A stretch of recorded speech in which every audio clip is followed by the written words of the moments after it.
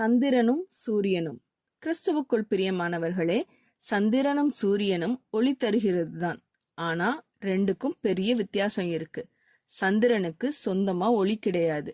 அது சூரியனிடமிருந்து வரும் ஒளியை மட்டும் பிரதிபலிக்கிறது. ஆனா சூரியன் அப்படி அல்ல. அது தன்னிச்சையாகவே ஒளி உண்டாக்கும் சக்தி உடையது. தேவன் நம்மை சூரியனைப் போல அல்ல, சந்திரனைப் போல இருக்கவே படைத்திருக்கிறார். நமக்கென தனி ஒளி எதுவும் இல்லை. தேவனுடைய மகிமையை பிரதிபலிப்பதே நாம் செய்ய வேண்டியது. ஆனால் நம்மையே முன்னிலைப்படுத்த முயற்சி செய்யும் போது, கவனம் எல்லாம் நம்மேல் விழ வேண்டும் என்று நினைக்கும் போது, நாம் லூசிஃபர் செய்த அதே தவறை செய்ய ஆரம்பிக்கிறோம். லூசிஃபர் என்ற பெயருக்கு ஒளிரும் ஒருவன் அல்லது ஒளியை சுமப்பவன் என்று அர்த்தம். அவனும் தேவனுடைய ஒளியை பிரதிபலிக்கவே படைக்கப்பட்டவன்.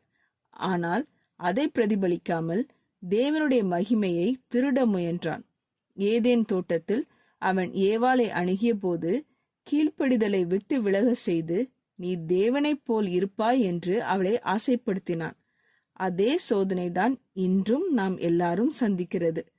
நம்மையே மகிமைப்படுத்த முயற்சி செய்யும் ஒரு பயனற்ற முயற்சியில் நாம் ஈடுபட போகிறோமா? அல்லது நாம் படைக்கப்பட்ட நோக்கத்தை நினைத்து தேவனுடைய மகிமையை அமைதியாக பிரதிபலிப்பவர்களாக இருக்க போகிறோமா? இன்று நம்முடைய கவனம் எங்கே இருக்கிறது?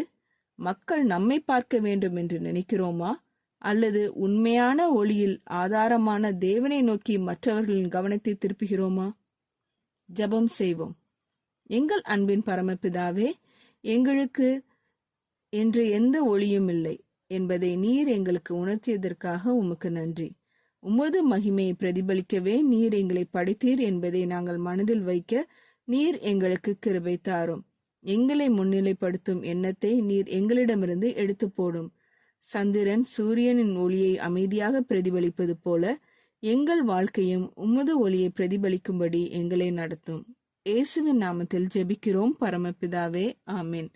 இந்த மெசேஜ் 16 ஜூலை 2024 நான்சி டிமோஸ் வோல்கமோத் அவர்களின் இயேசுவை தேடி என்ற புரோகிராமிலிருந்து எடுக்கப்பட்டது. கர்த்தர் உங்களை ஆசீர்வதிப்பாராக.